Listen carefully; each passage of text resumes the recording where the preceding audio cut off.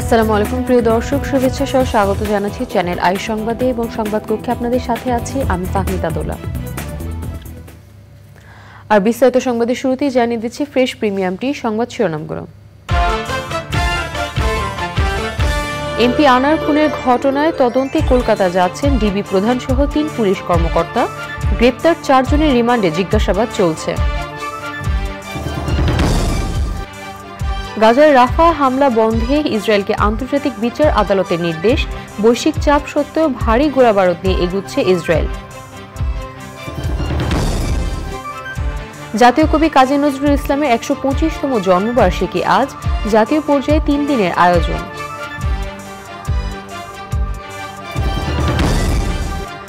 দ্রোহ আর প্রেমের পাশাপাশি কাজী নজরুল ইসলাম ছিলেন প্রকৃতির কবি। নজরুলের সাহিত্যের বিশাল অংশে প্রকৃতি বন্দনা এবং মাটির লবণাক্ততা বৃদ্ধি সহ নানা কারণে উপকূলে ব্যাহত হচ্ছে কৃষি উৎপাদন। সংকট মোকাবেলায় পটুয়াখালীতে কৃষকের ভিন্ন দৃষ্টান্ত।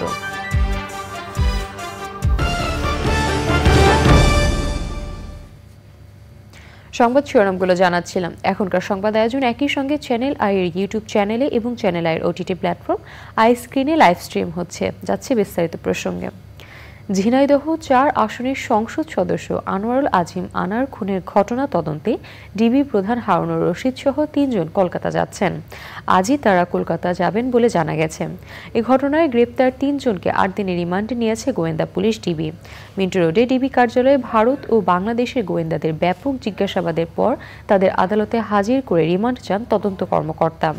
এদিকে ভারতে গ্রেপ্তার জিহাদকে ১২ দিনের রিমান্ডে নিয়ে জিজ্ঞাসাবাদ করছে সে দেশের intelligence bureau. Shahidullah Raju report.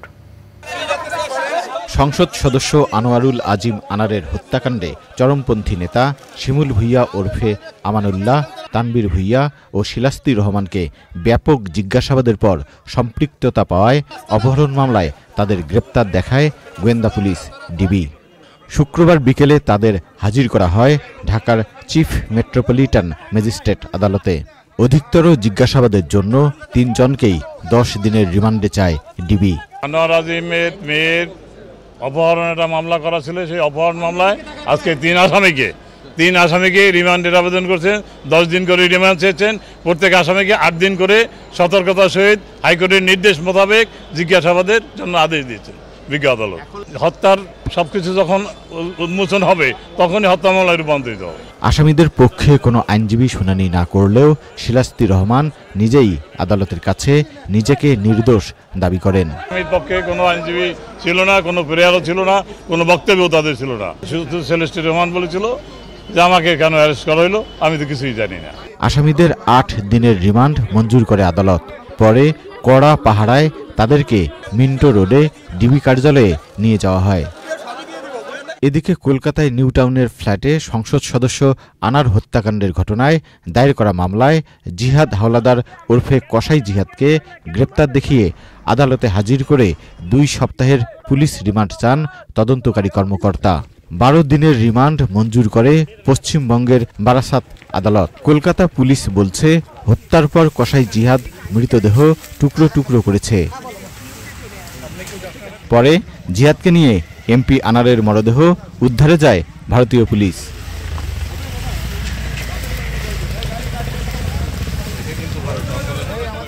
ঢাকার শেরেবাংলা নগর থানার মামলা এবং কলকাতায় দায়ের করা মামলা সমন্বয় করে তদন্ত করছেন দুদেশের গোয়েন্দারা। Shahidullah Raju, channel I, Dhaka. গাজার একমাত্র নিরাপদ অঞ্চল রাফায় হামলা বন্ধ করতে ইসরায়েলকে নির্দেশ দিয়েছেন আন্তর্জাতিক বিচার আদালত আইসিজে। একই সঙ্গে গাজায় পর্যাপ্ত ত্রাণ প্রবেশ নিশ্চিত করতে দক্ষিণের রাফা ক্রসিং খুলে দেওয়ারও নির্দেশ রয়েছে এ রায়ে। গাজায় প্রাণহানি ও মানুষের দুর্ভোগ নিরসনে তৃতীয় দফায় আদেশ দিলেন 15 বিচারপতির আদালত। বিস্তারিত সুব্রত গাইনের রিপোর্টে। গত বছরের 7 অক্টোবর থেকে গাজায় ইসরায়েলি হামলায় নিহত হয়েছেন 35,800 ফিলিস্তিনি। গাজা উপত্যকার সর্বত্র হামলার পর একমাত্র নিরাপদ অঞ্চল ছিল রাফা। বৈশ্বিক চাপ থাকা সত্ত্বেও সেখানে ভারী গোলাবারুদ নিয়ে এগুচ্ছে ইসরায়েলি সেনারা। হামলার সংখ্যায় গত 2 সপ্তাহে প্রায় 9 লাখ ফিলিস্তিনি বাস্তুচ্যুত হয়েছেন। 10 মে ইসরায়েলের বিরুদ্ধে সাউথ আফ্রিকার করা আবেদনের উপর শুনানির পর রাফায় হামলা বন্ধে নির্দেশ দিয়েছেন আদালত।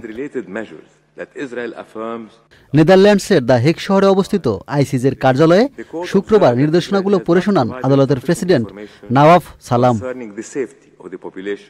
গাজায় পর্যাপ্ত ত্রাণ প্রবেশ নিশ্চিত করতে দক্ষিণের রাফা ক্রসিং খুলে দিতেও নির্দেশ দিয়েছেন আদালত। এমনকি এসব নির্দেশনা পালনের অগ্রগতির বিষয়ে 1 মাসের মধ্যে আইসিজিতে প্রতিবেদন জমা দিতে ইসরায়েলকেও বলা হয়েছে। এ নিয়ে চলতি বছরেই গাজায় প্রাণহানি কমাতে ও তৃতীয় দফায় আদেশ দিলেন 15 বিচারপতির এই আদালত। জাতিসংঘের সর্বোচ্চ আদালতের আদেশ মেনে চলার আইনি বাধ্যবাধকতা থাকলেও প্রতিপালনে বাধ্য করার প্রয়োজনীয় জনবল নেই। তাই রায় কতটুকু কার্যকর হবে সেটা ইসরায়েলের উপরই নির্ভর করছে। Subrata Gain, Channel i. আজ 25শে মে জাতীয় কবি কাজী নজরুল ইসলামের 125তম জন্মবার্ষিকী। বাংলা ভাষা ও সাহিত্যের অন্যতম এই প্রাণ পুরুষের নামের সঙ্গে যুক্ত রয়েছে বিদ্রোহী কবি, প্রেমের কবি, সাম্যের কবি সহ নানা অভিধা। জাতীয় পর্যায়ে কাজী নজরুল ইসলামের জন্মবার্ষিকী উদযাপনে সরকারি বেসরকারিভাবে নেওয়া হয়েছে নানা কর্মসূচি। বিস্তারিত জানাচ্ছেন মইনুল হাসান। দুঃখ, দারিদ্র্য, দ্রোহ আর প্রেম, এই ছিল তার সঙ্গী। দ্রোহের আগুন যেমন জ্বলেছেন, তেমনি প্রেমের গভীরতা অনুভবে গিয়েছেন সাম্যের জয়গান। তিনি কাজী নজরুল ইসলাম, বাংলাদেশের জাতীয় কবি। কবি হিসেবে তার সর্বাধিক খ্যাতি। পাশাপাশি তিনি একজন গল্পকার, উপন্যাসিক, নাট্যকার, শিশু সাহিত্যিক, অনুবাদক, সম্পাদক, সাংবাদিক, গীতিকার, সুরকার, চলচ্চিত্র পরিচালক ও সঙ্গীত পরিচালক।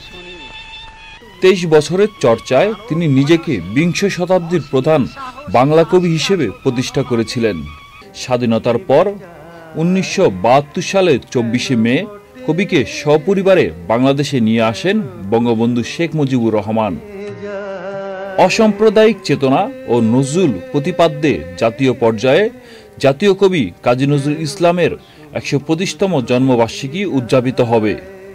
কবির জন্মবার্ষিকী উপলক্ষে চ্যানেল আইতে চলবে দিনব্যাপী বিশেষ অনুষ্ঠান। Moinul Hasan, Channel I, Dhaka. কাজী নজরুল শুধু দ্রোহ কিংবা প্রেমের কবি ছিলেন না, তিনি প্রকৃতির কবিও ছিলেন। তার সাহিত্যের বিশাল অংশ জুড়ে রয়েছে প্রকৃতি বন্দনা। উপন্যাস, গল্প, কবিতায় বাংলার প্রকৃতির অপার সৌন্দর্য তুলে ধরেছেন সুনিপুণভাবে। প্রকৃতিকে স্পর্শ করেছেন হৃদয় দিয়ে, অনুভব করেছেন, ভালোবেসেছেন আপনজনের মতো গভীর মমতায়। আর তারই প্রতিফলন ঘটেছে সাহিত্যের পরতে পরতে। কাজী নজরুল ইসলামের প্রকৃতি প্রেম নিয়ে দেখুন আফরোজা হাসির ডেস্ক রিপোর্ট।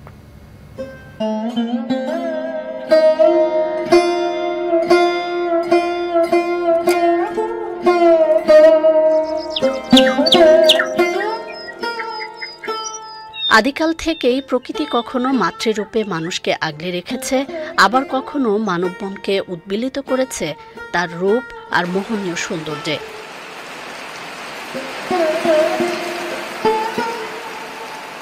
দ্রোহ বা সাম্যের কবি নজরুলও আকুণ্ঠ চিত্তে প্রকৃতির প্রেমে পড়েছিলেন। প্রকৃতির বিচিত্র রূপ তাকে নবসৃষ্টিতে উৎসাহ জুগিয়েছে প্রতিনিয়ত, গড়ে তুলেছে একটু একটু করে। বাতাসে দোল খাওয়া ফুলের মুগ্ধতা, গাছের শাখায় শাখায় পাখির কলকাকুলি, আবহমান গ্রাম বাংলার মেঠোপথ, মায়াবী জোছনা রাত কিংবা সাগরের নীল জলরাশির অপার সৌন্দর্য নজরুলের সাহিত্যকে করেছে সমৃদ্ধ। তারই প্রমাণ মেলে দোলনচাপা, ঝিঙে ফুল, ফণী মনসা, রক্তজবা গ্রন্থের নামকরণে। সাহিত্যে তিনি নানাভাবে ফুল, পাখি, গাছের প্রসঙ্গ এনেছেন। কখনো উপমায়, কখনো সরাসরি। নার্গিস কখনো প্রিয়তমা, কখনো ফুল হিসেবে এসেছে তার জীবনে। গানের উপমায়, কথায়, ছন্দে নজরুল প্রকৃতিকে তুলে ধরেছেন উদারভাবে। একই অপরূপ রূপে মা তোমায় হেরিনু পল্লী জননী, ফুলে ও ফসলে কাদামাটি জলে ঝলমল করে লাবণী, কিংবা বাগিচায় বুলবুলি তুই দিসনে আজি দোল। প্রকৃতি বন্দনার পাশাপাশি নজরুলের লেখনীতে উঠে এসেছে মানুষের প্রকৃতি বিনাশী কর্মকাণ্ডের অশনি সংকেত। 100 বছর আগেই তিনি রোজ কিয়ামত বা প্রলয় দিন প্রবন্ধে লিখেছেন জলবায়ু পরিবর্তনের ভয়াবহতা নিয়ে, যা আমরা বর্তমান সময়ে উপলব্ধি করছি। বৈশ্বিক উষ্ণায়নের কারণে কিভাবে মেরু অঞ্চলের বরফ গলে যাচ্ছে এবং পৃথিবীর নিচু অঞ্চল প্লাবিত হতে পারে, তা তিনি ওই সময়েই ধারণা দিয়ে গিয়েছেন। তাই তো নজরুল সাহিত্য আমাদের শেখায় প্রকৃতির প্রতি যত্নবান হতে, প্রকৃতি রক্ষায় এগিয়ে আসতে।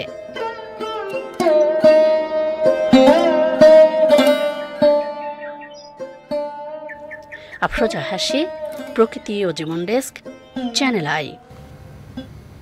নজরুল জন্ম জয়ন্তী উপলক্ষে মুকিত মজুমদার বাবুর পরিকল্পনা, পরিচালনা ও উপস্থাপনায় বিশেষ অনুষ্ঠান নজরুলের প্রকৃতি প্রেম দেখবেন আজ রাত 10:30।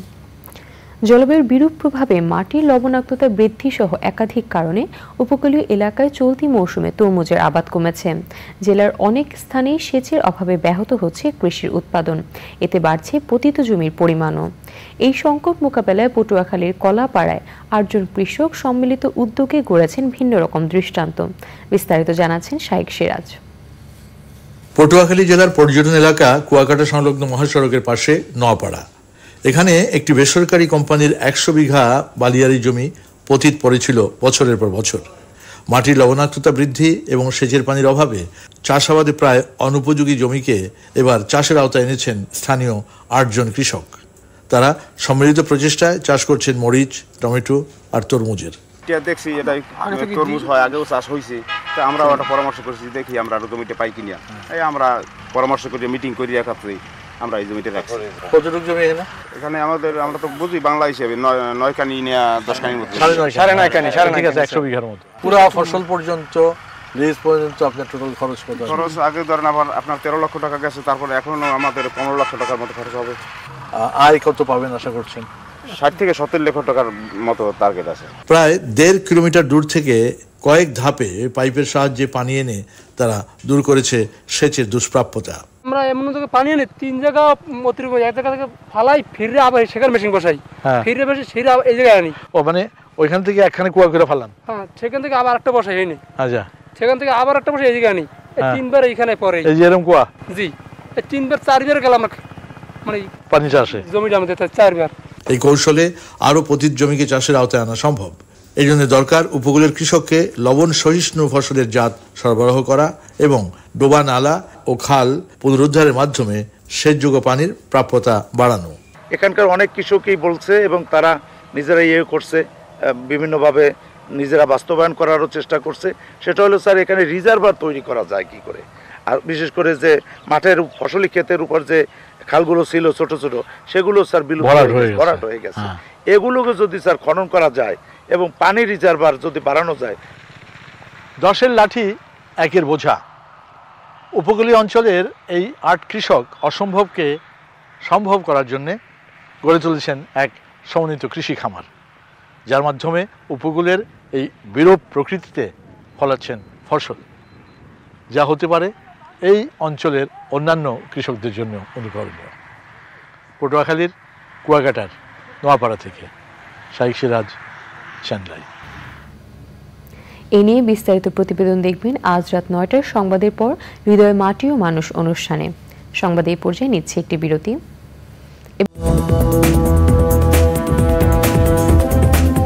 বিরতির পর আবার আমন্ত্রণ চ্যানেল আই সংবাদে। ঢাকা বিশ্ববিদ্যালয়ের গণযোগাযোগ ও সাংবাদিকতা বিভাগ অ্যালামনাই অ্যাসোসিয়েশনের যোগাযোগ উৎসব পরিণত হয়েছিল মিলন মেলায়। আয়োজকরা বলেন, বিভাগ ও বিশ্ববিদ্যালয়ের সাথে সম্পর্ক দৃঢ় করতে কাজ করবে এই অ্যালামনাই অ্যাসোসিয়েশন। সাংবাদিকতা বিভাগের শিক্ষার্থী বান্ধব নানা উদ্যোগের কথাও জানান তারা। লুৎফর রহমান সোহাগের রিপোর্ট। দীর্ঘদিন পর ঢাকা বিশ্ববিদ্যালয়ের সাংবাদিকতা বিভাগের সহপাঠী অগ্রজ ও অনুজদের সাথে দেখা। ঢাকা বিশ্ববিদ্যালয়ের ছাত্র শিক্ষক কেন্দ্র মিলনায়তন মুখর গণযোগাযোগ ও সাংবাদিকতা বিভাগের সাবেক শিক্ষার্থীদের উপস্থিতিতে। বিভাগের অ্যালামনাই অ্যাসোসিয়েশনের যোগাযোগ উৎসবের শুরুতে সংগঠনের নানা লক্ষ্য ও উদ্দেশ্য নিয়ে কথা বলেন আয়োজকরা।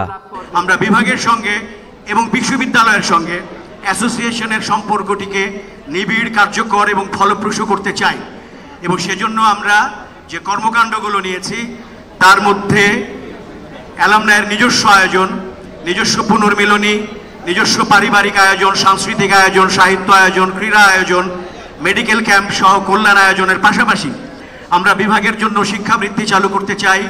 স্মৃতিচারণ করেন সাবেক শিক্ষার্থী ও শিক্ষকরা। শিক্ষার্থীদের কর্মমুখী শিক্ষায় উদ্বুদ্ধ করতে সাংবাদিকতা বিভাগ অ্যালামনাই অ্যাসোসিয়েশনের প্রতি আহ্বান জানান শিক্ষামন্ত্রী। আমাদের বর্তমান শিক্ষার্থী যারা আছেন তাদেরকে আমরা যাতে করে কিভাবে কর্মজীবনে সফলতা পাওয়া যায়, কিভাবে তারা তাদের নিজেদের ভবিষ্যৎ করবে, কিভাবে তারা অভিজ্ঞতা সঞ্চয় করবে, এই বিষয়ে আমাদের একটা গুরুদায়িত্ব রয়ে গিয়েছে। কারণ সংখ্যা আমাদের অনেক বৃদ্ধি পেয়েছে শিক্ষার্থীর, সেই অনুযায়ী কাজের জন্য উপযোগী করে তোলা আমাদের সন্তানদের, সেই দায়িত্বটা নিতে হবে প্রাক্তনীদের। উৎসবে ছিল মনোমুগ্ধকর সাংস্কৃতিক পরিবেশনা। লুৎফর রহমান সোহাগ, চ্যানেল আই, ঢাকা। এবারে নিটোল টাটা কৃষি সংবাদ।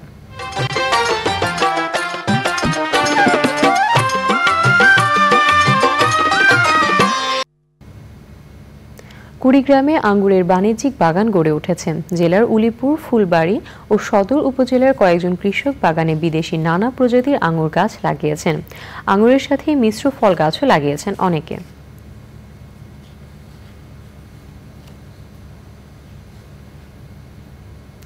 এখন দেখবেন প্রকৃতি সংবাদ।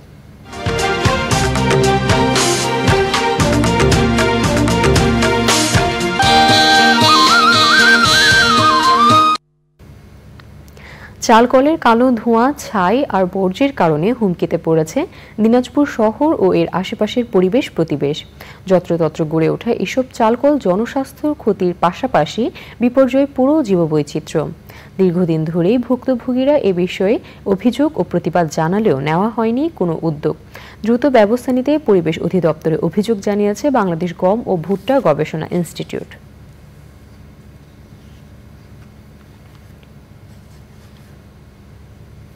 এবারে